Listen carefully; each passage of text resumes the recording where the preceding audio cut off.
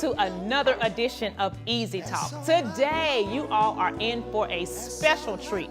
If you are looking to enhance your business and you need production, great videos and quality, we have the man right here today that you need to be tuned into. We are welcoming to the show Mr. Fabian L. Matthews. Hello, thank you, Liz. Welcome. Thank you so much for taking time You out know of your what? schedule. It's so hard being on this side of the camera. It really is. It's really hard Because being. you're the producer. You're behind the I'm scenes. behind the scenes doing all kinds of stuff. Well, it's so as cool. you grow, you're Yeah. being comfortable with being uncomfortable, Yes, right? Yes. Yeah.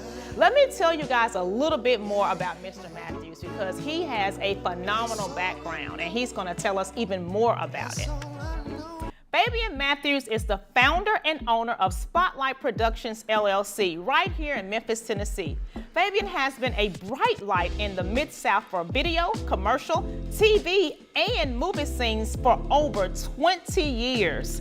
In 1995, he graduated from Arkansas State University's School of Radio and Television. Matthew began his journey in 1994 at KAIT-TV in Jonesboro, Arkansas, as the producer, director, writing and shooting, as well as editing commercial advertisements. In 1997, Matthews moved to the WMC TV5 right here in Memphis, Tennessee, as the senior commercial producer and editor. In 1999, Matthews and two of his best friends partnered and decided to make the leap into the entrepreneurship world and founded Spotlight Productions Incorporated. Now, let me tell you about some of the astounding accomplishments that Matthew has had over the years. Emmy nomination for entertainment, non-news, Emmy Award for documentary, Emmy Award for in-house promotional spot and non-news. And last but definitely not least in his achievements, he is a member of Leadership Memphis class of 2010. And I am so proud to be sitting next to him because I will be a part of the 2025 Best Class of Leadership Memphis. Let's give a warm welcome once again for Fabian Matthews. Thank you. But you know, I want to say this. Everybody says they're the best class ever. So We're going to prove it. you going to prove it? Class of 25, we got to get this, right? But no, you're gonna love the experience. The experience is really great. Thank It's you. I'm gonna looking open your forward eyes to a to whole it. lot of things. It really will. So tell us a bit about your experience with Leadership Memphis. Well, you know, I did it at a time where, I don't know if you guys still do this, but we went to Arkansas for a little Retreat? Okay. It was pretty cool. And I think the thing about it is a lot of the stuff that you know and you can, you develop some skills, but the biggest thing is the people that you get a chance to meet. Yeah, the networking. Doing big things in the city, you have to, I think for a business owner like yourself, you have to use that as your main objective. You know, it's a lot of things that Leadership Memphis teaches you. A lot of the stuff to me is, you know, we already know. We just glad other people know it. And to be in that environment with like-minded With people. like-minded Yeah, people. And yeah. the thing is to try to, it's to better the city.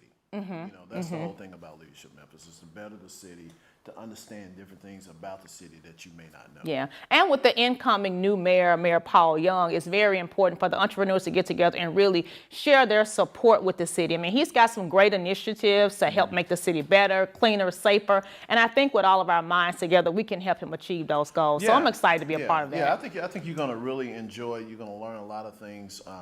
You really will learn a lot of things. But the biggest thing, as a entrepreneur, you take out of it the networking. Yeah, I think which is going to be most needed. Most needed. Most needed. 'cause I've got a lot of long-term friends and colleagues and clients from Leadership Memphis. Yeah, and that's one of the major things that I've heard consistently across the board from so many different classes is they've developed long-term relationships. Yes, and that's always good. Yeah, so tell us a little bit more about you, Fabian, as far as the entertainment world, producing, and all the things that you've done. How did that come about? Well, you know, I started off in college. I was a business major. Okay. And I was like, am I really doing anything? Because I was like in business management because I always thought, I saw myself at an early age as being a business, something in part of business, but you don't know. Yeah. You really don't know. We just saying stuff in high school. This is what we want to do. It sounds good. It sounds good. great. And then you get into those classes and you're like, is is this really what I want to do? And so I took some time off. I went to I enrolled into the armies to help pay for college. Oh, So I went to the military, and I was a reservist. Did and came back, and honestly, I heard some people talking about radio TV, and so I inquired about it. And then the next day, I went and changed my major, and became a radio TV guy. And then the very first class I took, guy Mike Bowman, he was teaching that class, and he worked at KAIT. And I was like, this is where I need to be right here. Oh, wow. And you were just immediately drawn to it. I was just drawn to it. I was writing stuff. I was shooting stuff. You need a light change. I'm up the ladder trying to change the light. And at the end of the semester, he walked up to me. He said, hey, man, I love the way you work. If I get a job opening, do you want it? Wow. I'm like, hell yeah. And then he's like, well, it only pays minimum wage. I said, I'm in college, dude. I don't care. Like, I just need to eat. Yeah, I had my reserve checks coming in and my GI Bill checks coming in, and then I was a cook I was a cook too at a restaurant. You were good. So I'm like, and the unfortunate part, that's probably why my sympathy level is now, because in college I was taking 18 hours. And doing all of that. I had a full-time job. I was in the Army, and then I was cooking on the weekend, so I have no sympathy for anybody. Oh, I'm taking 15 hours, and I got to work 20 hours a week. When am I going to live? Different breed. Different breed. We must agree that it's just a different breed. A different breed. But then I also, you don't want to raise them, so that's... The blame's got to go somewhere. The blame is on us, man. The blame is really on us, but... I worked my butt off. I got into KIT, and I had a mission. My mission was not to stay there. And I was like, I was talking to some of my professors, like, all right, Fabian, you got 2 years before you graduate. So by the time you graduate, you'll be ready to move on to the next place. Well, I ended up staying at KIT for 3 years. And then is that post-graduation, 3 years? No, 1 year after I graduated. Okay. And so I'm still doing the coaches shows. I'm doing all, to me, the big stuff. And I get a call from this guy, Richard Innerwood. He's like, hey man, I hear you the Avid guy down there. It's an editing software. And he said, we just got one. Can you come train some of our people? And I'm like, oh. I hung up the phone. I said, you want me to come to Memphis, which is a bigger market, because KIT was like 190 at the time. Oh my goodness. And Memphis was in 50s, top 50. And I was like, you need me to come up there? So I came up there, and I was sitting there talking to him. Once he figured out I knew what I was doing, he said, hey, did they say anything about me at that station? Because I used to work there. I was like, oh yeah, they did. And he said, what did they say? I said, you're going to try to offer me a job? And he said, well, you're right. We need an Avid editor. And that's how I got the job there. Oh, wow. So it's really your ASU connection. It was my ASU connection that got me both my jobs. What happened was, Richard didn't have it in the budget to hire me, so Creighton Armor hired me, but I had to work for both of them. Oh, for that one salary. For that one salary. See, we didn't know back then. We was confused. Right. And you ask somebody to do that today, they're going to be like, excuse me, no thank you. Yeah, exactly. They're not going to think about the experience and exposure, which I'm so glad you did. And I didn't care because I knew I had a pathway to get where I wanted to go. Sacrifice. But of course, back then, we did stuff like that. They got the best out of their employees back back then. Nowadays, I mean, shit, you'd be lucky. You'd be lucky if you get somebody to stay there a couple of years. Now they do this thing where you get paid every day. At the end of your shift, they paying you because they want you to come back. Exactly. The workforce has just completely changed. But it was great. Working at the TV stations were really cool until one time I hit a wall and I said, damn, I'm tired of being pimped. So at some point you realized your value and your worth was a little bit more. It really wasn't that. It was one of those things where I said, if I can make this amount of money for them, if I can make a percentage of it for myself, I'll be great. So that's the way I looked at it. And so you were going to keep both? No, I wasn't going to keep both. I was all in from day one. Into entrepreneurship? Yeah, from day one. Okay.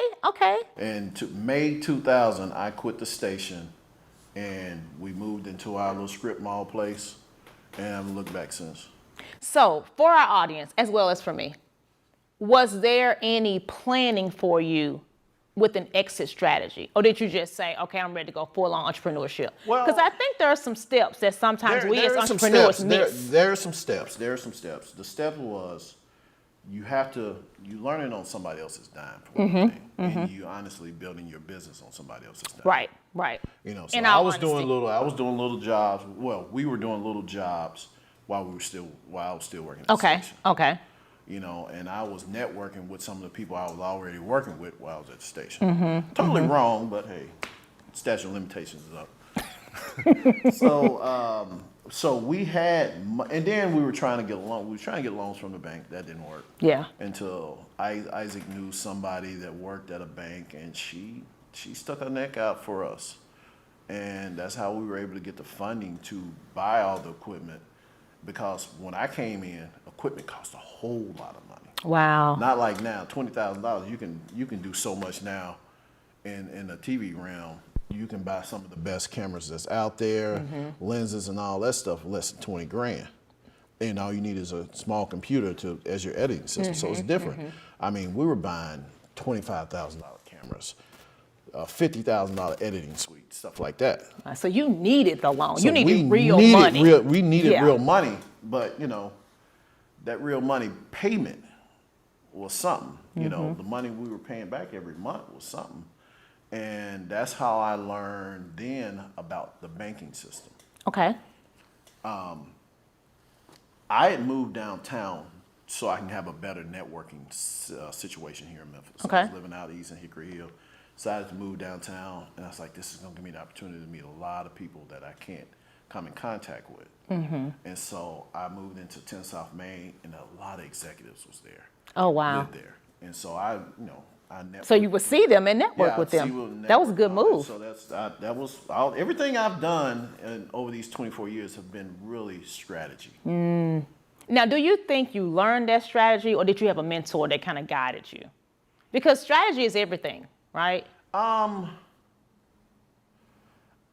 want to say there was a mentor, but no, that was just something I knew I needed to do. Your keen sense of what's my next move. Yeah, you were very intentional about where you mentioned earlier. things. I know where I'm trying to go, and so you made strategic moves to get there, basically. And, you know, and I remember a friend of mine saying, just because you think it's common sense, it's not that common. Oh yeah. And I thought it was common sense. If I want to meet the people if I want to do work with the people that I need to go be there. I need to be where they at. And so I thought that was common sense. And then somebody said, man, ain't nothing common about that. So I mean, and that honestly, that's the way I thought. I was like, and then you find out years later, man, that was brilliant. Brilliant. You're like, really? Really? I was like, don't everybody do this? And you know, and so I was making moves like that, and just keeping the name out there, and it wasn't just me. It was my other business partners. They were doing the same thing, but I was the only one full time. They still had their job at the TV station. So this was your bread and butter, do or die. Yeah. And my old Creighton Army, he used to tell me, and he was right. Once I think about what he was saying, he was right. He said, man, you eat a cracker, you done fed your family. Our family is me. So I wasn't married at the time. I didn't have any kids at the time. I was still young. And I had a plan. If it didn't work, I can go find another job. Right. You weren't letting anybody else down. Nobody was dependent on you. Right. Yeah, right. by myself. Right. And so that worked out. And then I met a really good friend of mine, Doug Vanover, who's recently passed, that told me the banking game. And that's why I tell people now that want to listen, don't worry about who the bank is. Worry about the banker, the person inside of it. The relationship with the bank. With the banker, not the bank. With the banker. Because that's what's going to get you over that hump when you need it. That's when you got a guy you can call and say, hey, this happened. Oh, man, just do this, and this. And that's how, you know, we paid that loan back in 2 years. And a lot of it was because I went to the bank. I mean, I knew nothing about a line of credit. Yeah. I went to the bank, got a line of credit. They turned us down. The lady at the bank, she told me, she's like, Peggy said, go to the bank. They're going to turn you down. Because she worked at the same bank we had all the money. So she knew the qualifications. She knew. She said, go to the bank. When they turn you down, this is what she said. When they turn you down, call me and tell me what he said. So I said, damn, Peggy, you're right. They turned me down. What did he say? I said, he really didn't say anything. He just said, at this point, we can't do it. He said, that's all he said to you? I was like, yeah. She went in there and benched and moaned and told them we have gave money to all your white friends and they ain't paid us a dime back. And you got these guys that's trying to do some really good work. They got money in the bank. They ain't bouncing checks. They ain't doing none of that. And you won't give them a loan? That dude called me back 15 minutes later and said, your loan is ready. Wow. And I was like, damn. That says a lot about your brand and your integrity. Yeah, yeah. And it says a lot about them, too. It does, which we won't discuss today. We won't discuss that. So you mentioned something that I think that all entrepreneurs need to know and have, and I don't want to screw it up, but it's a banker, a CPA, and what else? A very good spouse. A very good spouse. Because being support group. Your support group has to be on point because your support group, honestly, to me, make or break you as a business.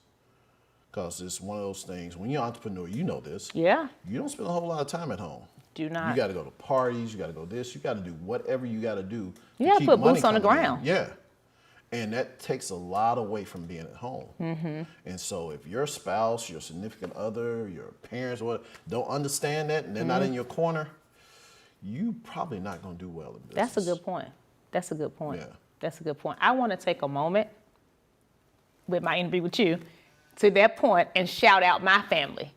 My family came out. I was fortunate enough to be one of the Power of 30 with Curtis Givens, and my family came out, 2 tables full, supported me, shouted, cheered me on, partied with me late at night, which they don't do, and that made me feel really good. That made me feel like really what good. you're So doing I is working. understand. I understand that point. And, yeah. you know, and my wife she had to sacrifice, but I will say this: I had to sacrifice too because I missed out on a lot, and unfortunately, a lot of entrepreneurs only get.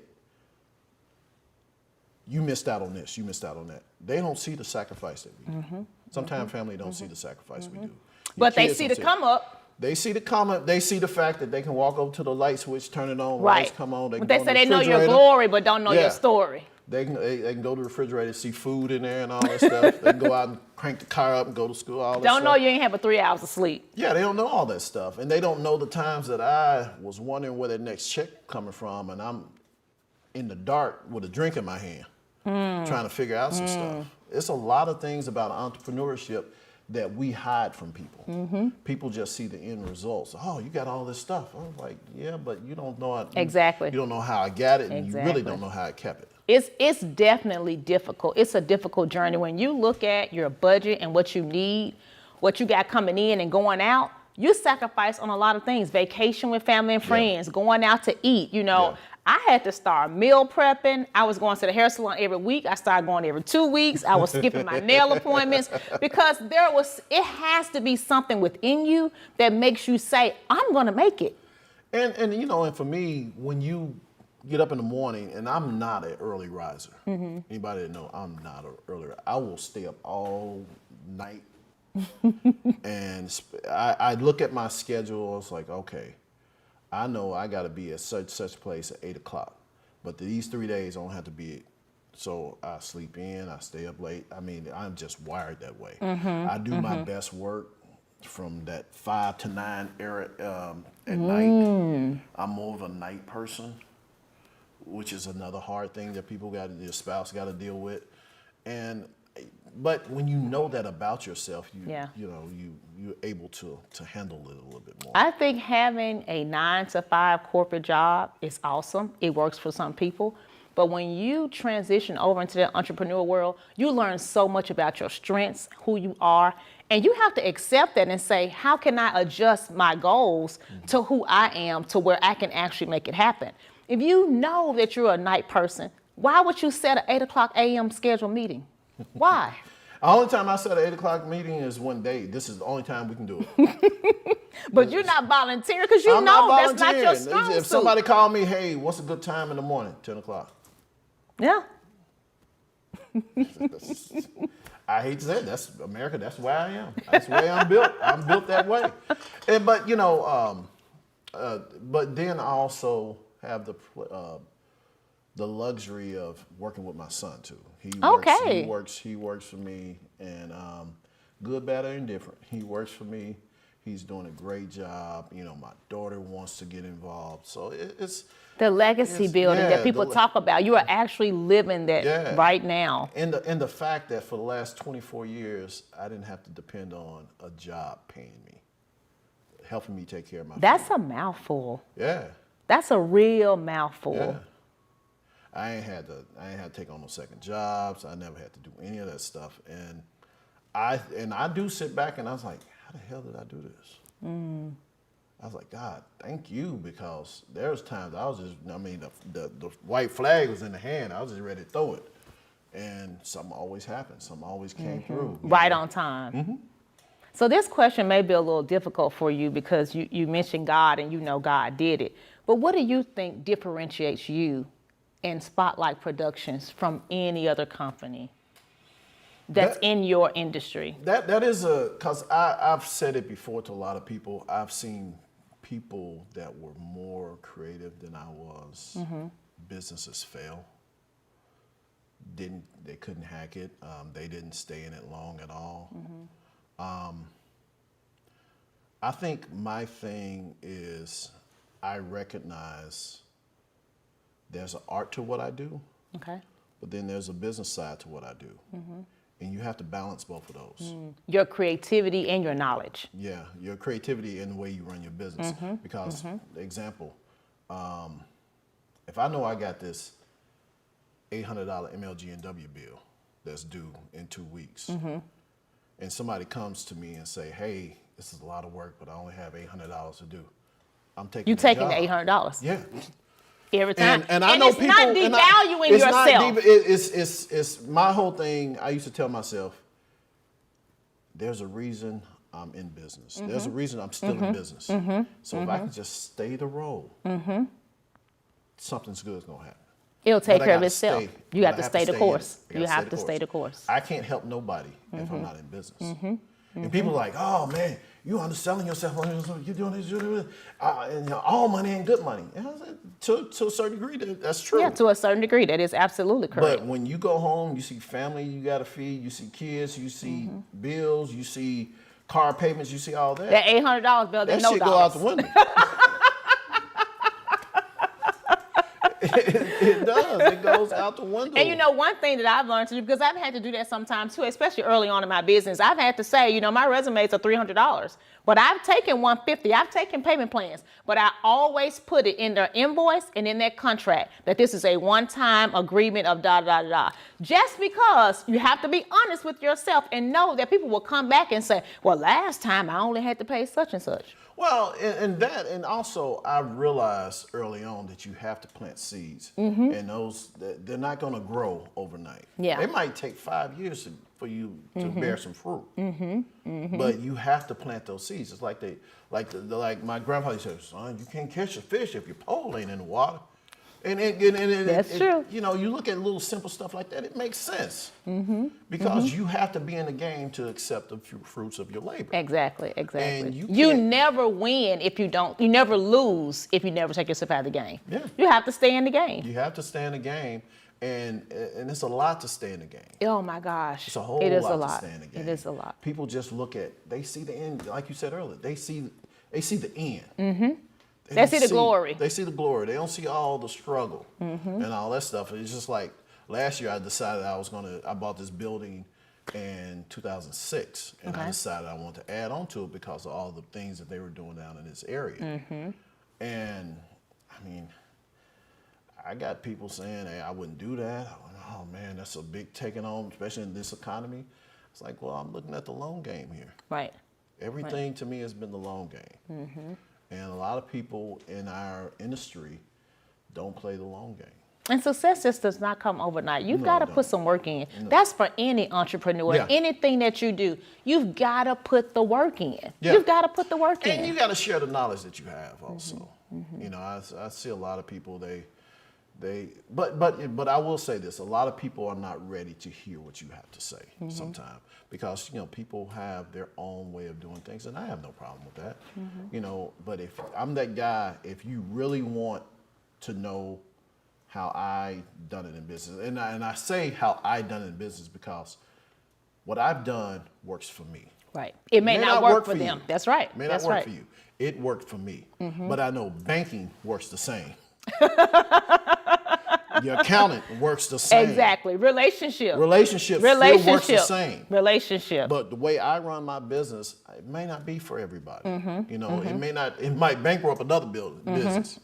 But this has worked for me, and I do what's worked for me, not what works for somebody And relationships have worked for me too. And in having relationships, I've found that you have to be very careful who you share your resources with and why and when. Yeah. Because if I call on you, I want you to know that I need you. Yeah. I'm not calling on you 3 times a month, right? I just don't want to hear your voice. Shit. I mean, Hey, how's it going? Yeah. What's up with you? Can I do anything for you? Let's go to lunch. Yeah. It's not always a I need. Yeah. And it can't be always I need. There's time I've done things for people out of the kindness of my heart. Oh, I'm gonna help you out, blah, blah, blah. Except for this one lady. She called me. She's like, hey, I need a commercial done, and that got your name from such and such. I was like, cool. She said, but I can't pay you right now. And I was like, well, what do you mean? Can I pay you once my business gets started? I said, so are you asking me to invest in your business? Yes, but you get nothing out of it, but I'm eventually pay you for your commercial that you make for me when my business gets going. I said, I'm sorry, ma'am, I just don't do stuff like that. I was sitting there shocked. I was like, man, that was one thing I've never heard anybody say before.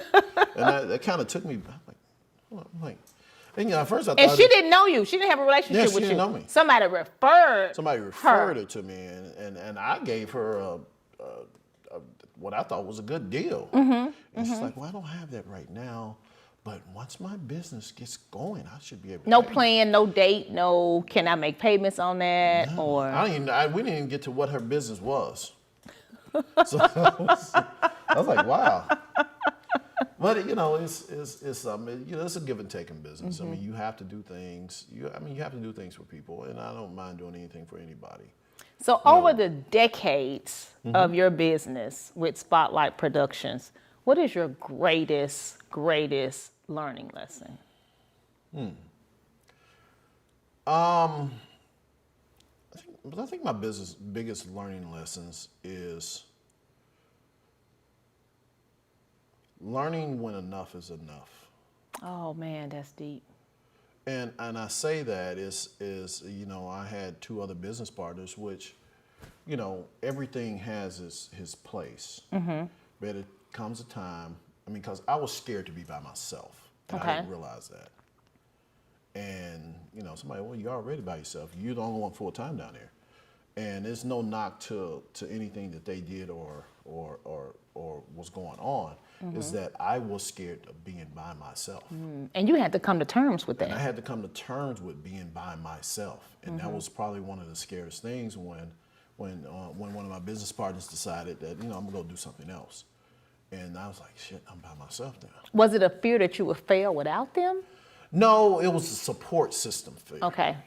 Not having anybody there. Yeah, not having anybody here. That was the thing. But as soon as that happened, bigger things opened up.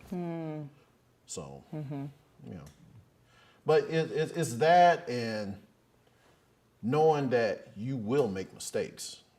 That's just going to happen. Yeah. You're going to spend money where you shouldn't have spent. You're going to do things. You're going to buy stuff you shouldn't have bought. You're going to do all of that. That's a learning. That's a part of learning. And luckily, and hopefully, you don't learn it too late. Yeah. So where you're burned and out of business. Yeah, when you're burned and out of business. Like I told a friend of mine the other day, I said, don't get yourself in a situation where you can't recover. And he said, well, how will I know that? I said, unfortunately, when it happens, you already can't recover. Yeah, unfortunately. So you have to look at all right, I owe this much a month. I only got this much coming in. I don't have nothing on the books. Let me start preparing. Yeah. You know, and my brain, unfortunately, which is one of the things, I wish I had that FU gene. Just F it. I wish I had that. I don't have that gene. I don't have it. And my brain runs 3-6 months down the road. Which is a very good thing. It helps you be intentional. It helps you be intentional, but that is true, but it worries the shit out of you. As my grandmother say, you writing checks you can't cash. No, and I mean, because those worries, it may not even come to pass. It may not even come to pass. It may not even come to pass. So you know, I'm sitting here, I'm looking at the money I got coming in, I'm looking at the money I got in the bank, and I'm like, most people are like, oh, you good. And I'm like, man, all it takes is one of them just not doing to it. not go through. Yeah. And that's where my brain works, and I'm sure my wife stays frustrated with that because she's, you know, women have the ability to believe and think, which is great, that prayer will solve everything. And it will, sir? No, I know it will. I do know it will. But sometimes you're like, I don't know, prayer gonna help this one right here. Wait. You sitting there like, oh, man, I did, but I done already. Because what do y'all say? I already prayed about it. Not gonna pray and worry. It's good. He got it. Yeah. And I think that's probably why y'all live longer, because that's the first thing y'all say. We sitting there trying to figure it out. I'm gonna go to another job. I'm gonna do this. And y'all, I already prayed about it. It's in God's hands now. And we still at home like, we're doing all that right there, but no, I realized God had me a long time ago, because I could have easily been out of business 3, 4, 5 times. Oh, wow. Yeah. So where do you think that strength and motivation comes from? I mean, definitely from God, but I always had a fear of failing. Is it something that you meditate on, something you read, something you do that keeps that mojo in you saying, go another day? Because as an entrepreneur, we need some self-motivation. I've always had a fear of failing. And I remember before my dad passed, he really wasn't in my life. And I remember telling him a lot of things, me graduating from college, me doing this, it really was to get back at you for not being there. Like, I can do this. I can be successful without you. Exactly. It become one of those. And then I had to realize that is really bad behavior. You know, because you're a kid, you don't know the situation. Right. You know, we think we know the situation. But you don't know why he's not there. Yeah, we don't know any of that stuff. And so, you know, I had to come to terms with that. And once I came to terms with that, my life opened up a lot better as far as how I felt about my childhood and all that stuff. So, you know, I've always had a fear of failing, even though I know that's a part of life. Yeah. You know, so I have a fear of failing. I don't want to fail at anything. Even though I fell out of a lot of hard. Yeah, I worked extra hard. I did stuff, and you know, like I say, I might not get, something may not jump into my head creatively until 9, 10 o'clock at night. And I have to stay up here and do it. And so where am I not? I'm not at home. Yeah. So, you know, those are some of the sacrifices I was talking about earlier. But I think as an entrepreneur, when you get to know yourself, truly know yourself and understand who you are and how you make decisions, I think it helps you move a little bit better, and people can accept you more. They become more aware of who you are and more accepting of that, because that's who you consistently been. That's who you consistently are. But, you know, the biggest thing is a lot of us don't know that about ourselves. Yeah. And it took me a minute to figure that's what I am. It does take us some time to really know ourselves, because I think our first intuition is just to say, I'm me, I know me, I live me every day, so I know who I am. But if you don't intentionally think about it, what moves you, what ticks you, what makes you happy, I've heard people say, you know, their business flourishing makes them happy. So you're going to die if your business dies? You're going to be depressed if your spouse leaves? I think that inner joy is what you have to find. And some entrepreneurs, and I would say I'm one of them, get to live out that passion, get to live out that happiness. But you have to first figure out what that is. You really have to first figure out what that is. And I realized, like I said, I realized that about me a while back. And once you let your family know, hey, this is how I am, I hope you can accept it, and if you're upfront with people, people will accept it, and you just have to make other arrangements and stuff like that. Yeah, but you can work around it. I would rather be with someone that I know is consistent than somebody that's all over the place and chaotic every day, because I don't know what I'm going to get. Yeah, and then the fact that I am an entrepreneur, I never miss any of my kids' things. So you can balance it out. I can balance it out. That's a very good thing. That's a very good thing. I try my best to balance it out. Now, have they gone on vacation without me? Yes. Because but you sent them. That is true. That is true. So, but you know what? I can't complain. I've done some incredible things over these last 24 years. Even when I was working at the TV station, I've done some incredible things. I had an incredible career. I was telling my wife the other day, if this all was taken from me tomorrow, I could not drop my head. I really couldn't. You would be proud. Just reading your bio, I am proud. I am honored to know you and to have you on the show, honestly, because you've been through enough, and not that you've just gone through things in life, because if you live, you're going to go through something. Yeah, exactly. But it sounds like you've honestly taken a look and said, okay, what's next? What do I do? How do I make this happen? And you've been able to live your life off of strategy and motivation from yourself to say, I'm going to get this done. Yeah. And some people fold. Entrepreneurship is not for everybody. Hey, when I told my mom I was doing that, she's like, you going to leave that good job at the TV station? Exactly. And I was like, I don't make no money there, right? And some people look at titles and maybe what you drive or your house. It's when you mention anything that's dealing with TV, the number goes up. Dude, you work at the TV station, you got to be doing good.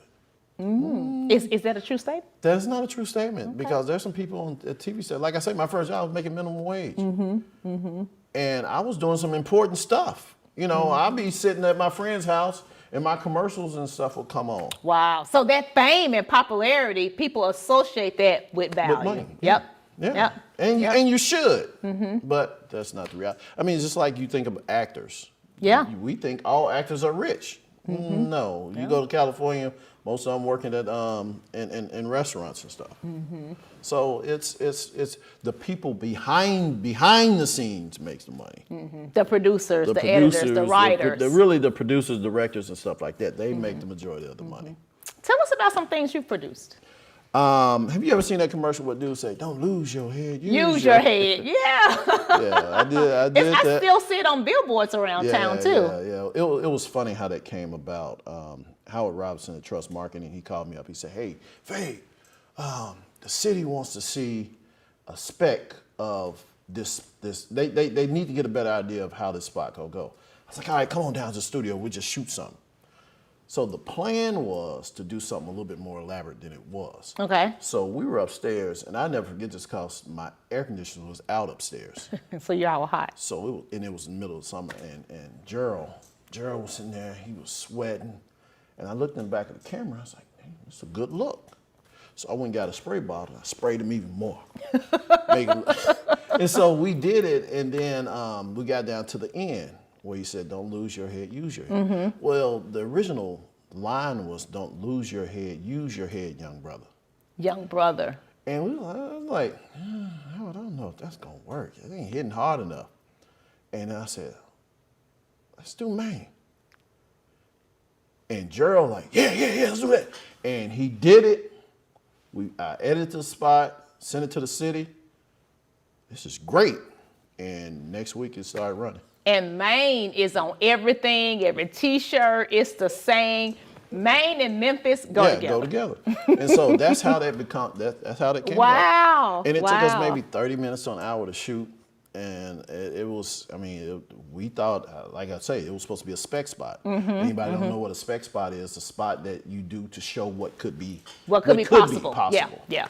Well, that ended up being the spot. That was it. That was not a rough draft. That was the final cut. Yeah, that was the final cut. We didn't change anything from that spec spot. Wow. And still got paid the same. So. So I did that, and I used to do this show called Definitely Downtown with the Center. Well, at the time, it was the Center City Commission, but it's the Downtown Commission now. Okay. With my guy Lee Warren. Lee Warren, I remember telling Lee, I said, Lee, man, you're gonna become the downtown guy. He said, man, I don't want nobody calling me that. And then that's what he goes by now. The downtown guy. Yep, the downtown guy. So we guy. did that. We did a lot of work for the city of Memphis, a lot of work for, one of my biggest things, we do a lot of stuff for the National Civil Rights Museum. Oh, And that's good. That's good. And I've been working with them for the last 22 years, I think. Wow. So I do a lot of their work. A lot of the videos that you see that they put out, I've done. Like if you go to the Freedom Awards, I do all the videos that shows during the Freedom Awards. Yes. And we just finished this documentary on Ida B. Wells. Oh. That was a journey. We did that. I think it took us about 7 years to do that documentary. 7 years? 7 years, interviewing somebody here, somebody there. We went up to New York to interview somebody at one of the colleges up there, people that wrote books and stuff. We went to Vegas to interview her great-granddaughter, stuff like that. So that was a really nice project to work on. And that is the one thing that I was like, well, when I'm well and gone, that will still exist. Yeah. So, and then the other thing is I'm proud of, I just did a renovation to my building, added a studio to it, added a phenomenal LED wall to it. I got a rooftop deck. I'm proud of that. You know, I have put my name on Uptown Memphis. Uptown Memphis, yeah. Fabian Matthews. I put my name So on if any of our entrepreneurs want to come out and shoot something with you, use your studio, how can they reach you? Call Spotlight Productions, you can go on our website, spotlightproductions.net. We got our Instagram page, Spotlight Productions, MEM. Fabian Matthews, you type that in. Like dudes say, Google me. He's Googleable. Yeah, so you can do all that stuff. If you can't find me, you're not looking, honestly. Well, Fabian is the man. If you're looking for quality content that you want to showcase your business. Next to Philip. Philip is PJ Townsend Films. Yeah. He does all the productions for so many people, corporations, nonprofits, entrepreneurs, as well as musicians. Don't take my clients, Philip. So we are being recorded today by PJ Townsend Films. So you've got options when you're looking at Easy Talk. We have some options for you. Our main mission is to help you build and enhance your brand. Thank you so much for watching. We will see you next time. Today's episode is sponsored by Spotlight Production, a television production studio. Mr. Fabian Matthews is an Emmy award-winning producer located right in Uptown, Memphis, Tennessee.